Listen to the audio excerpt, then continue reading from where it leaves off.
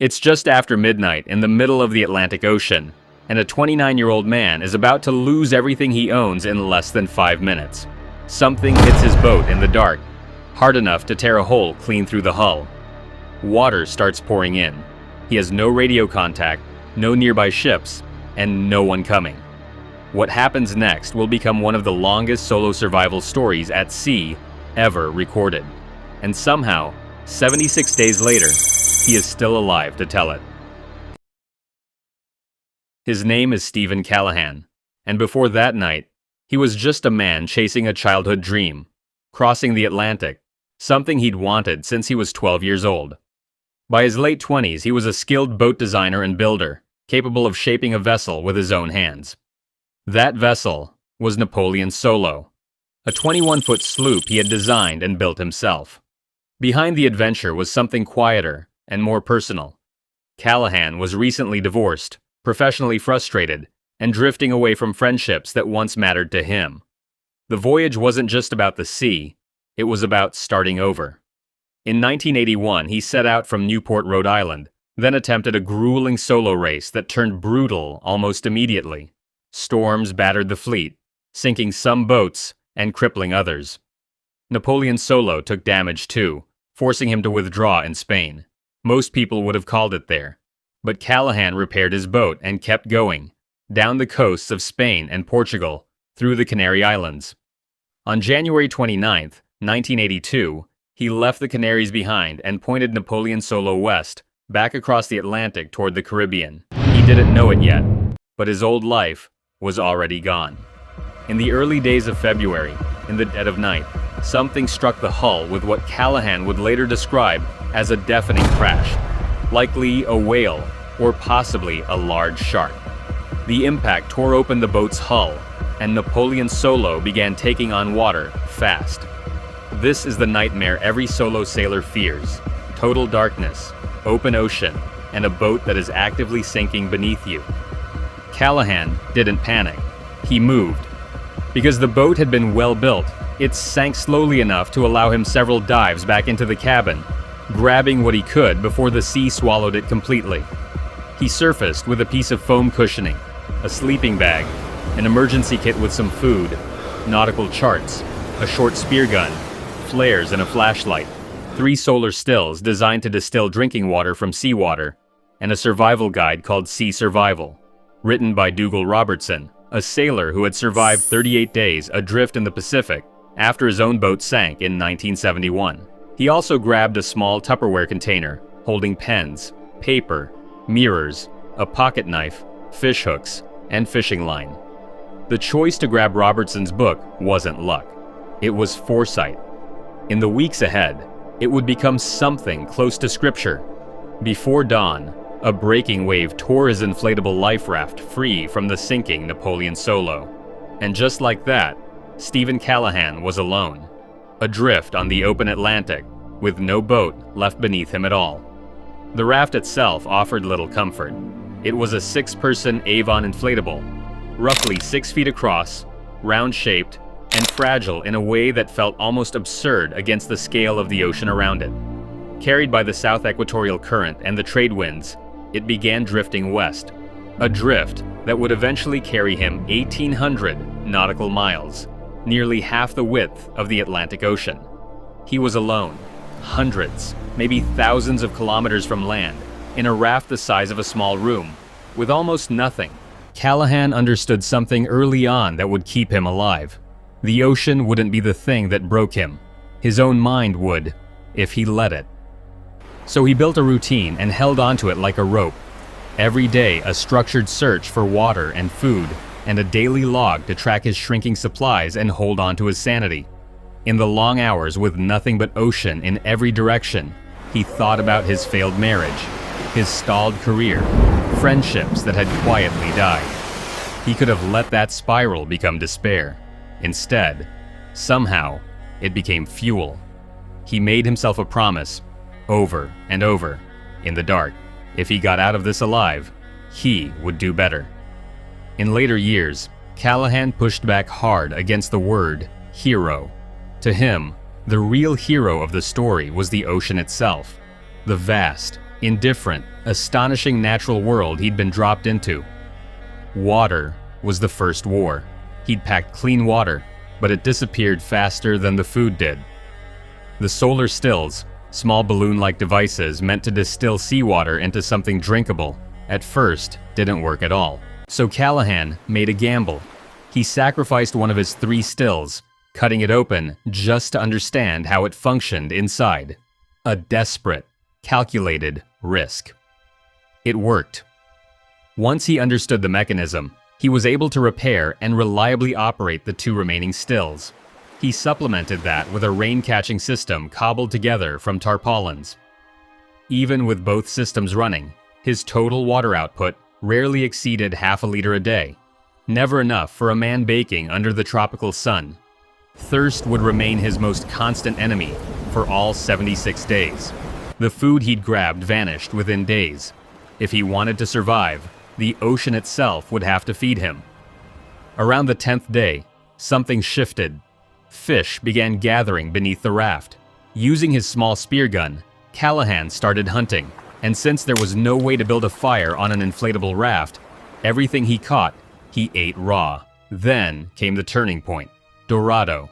Large, powerful, and abundant, they began forming a school around the raft and became his primary food source. They were not easy to catch. Within a day, the Dorado had learned the range of his spear gun and started staying just outside it. The weapon kept breaking under the strain, and when he eventually lost a critical component entirely, he was forced to hand spear his catches instead, wrestling a large, powerful, living fish inside a small, inflatable raft. One wrong move, one torn puncture, and the ocean would take everything. He rounded out his diet with flying fish, triggerfish, mussels, and the occasional bird. A small, chaotic ecosystem had formed around his tiny raft, becoming the center of its own miniature world, with Callahan at the middle of it. That ecosystem would keep him alive, and, eventually, it would be the thing that got him rescued. But an ecosystem cuts both ways. The raft was constantly bumped and nudged by fish and other sea creatures beneath it, night after night, making real sleep almost impossible.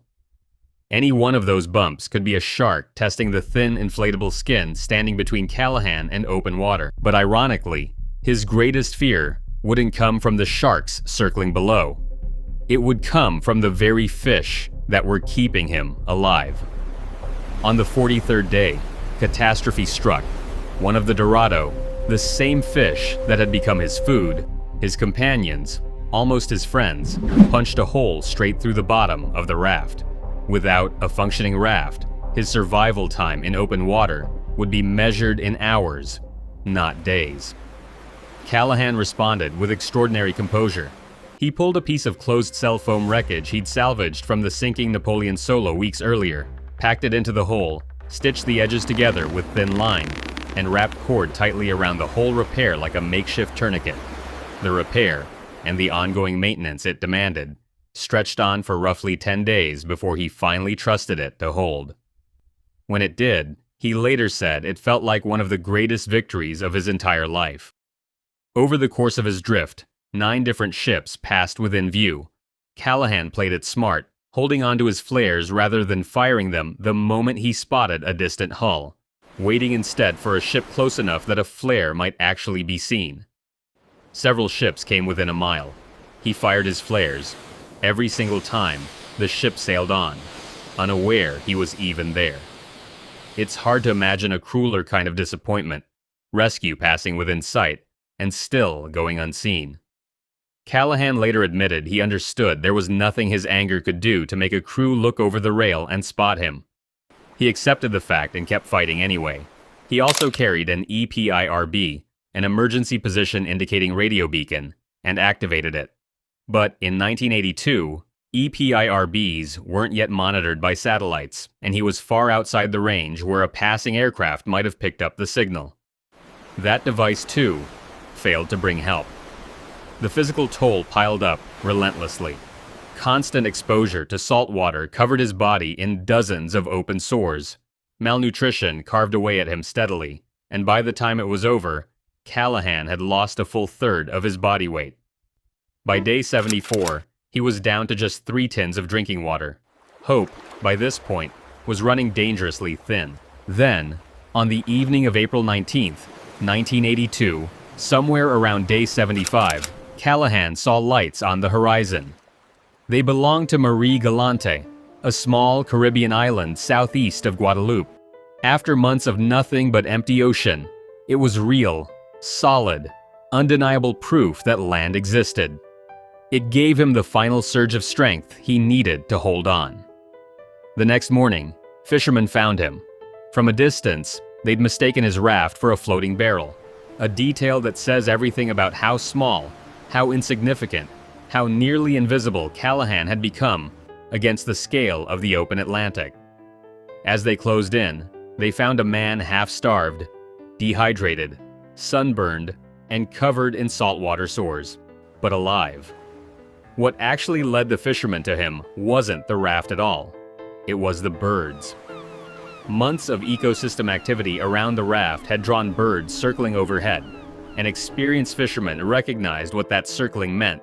In the end, no human-made signal saved Steven Callahan. Not the flares, not the EPIRB. It was the ocean's own signal system, the ecosystem he had unintentionally built around himself, that led rescuers straight to him. Think about the shape of that irony. The same Dorado that had torn a hole through his raft on day 43 were part of the same web of life that guided fishermen to his exact position on day 76. The ocean had nearly killed him with one hand and saved him with the other, and both hands belonged to the same creature. More than 40 years later, Callahan's story hasn't faded. It happened in the 1980s to an ordinary man living in a world recognizably like our own, which makes it easy to imagine yourself in his place. Callahan described his own book as something close to a confession, unwilling to hide his fear, his mistakes, or his weaknesses behind a curtain of heroics. His story went on to influence more than just books. In 2012, director Ang Lee brought Callahan on as a technical consultant for Life of Pi, wanting the ocean itself to feel like a living character in the film. Callahan personally built the fishing gear and survival tools used on screen. His actual survival gear now sits in the maritime collection of the Peabody Essex Museum, still bearing the corrosive marks of the sea. Life after the raft brought its own trials. In 2010, Callahan had portions of both kidneys removed. In 2012, he was diagnosed with acute myeloid leukemia and underwent a stem cell transplant. He later put it simply, he spent his 30th birthday on a life raft and his 60th birthday in a hospital bed receiving chemotherapy. Through all of it, he kept his outlook intact. He still loves the ocean, calling it the greatest wilderness left on Earth. What kept him alive wasn't any single thing. It was practical intelligence and the willingness to improvise. It was discipline, a strict daily routine that gave shape to otherwise formless days. It was physical endurance, a body pushed to its absolute limit and still functioning. And it was something harder to name, a refusal to let go of meaning.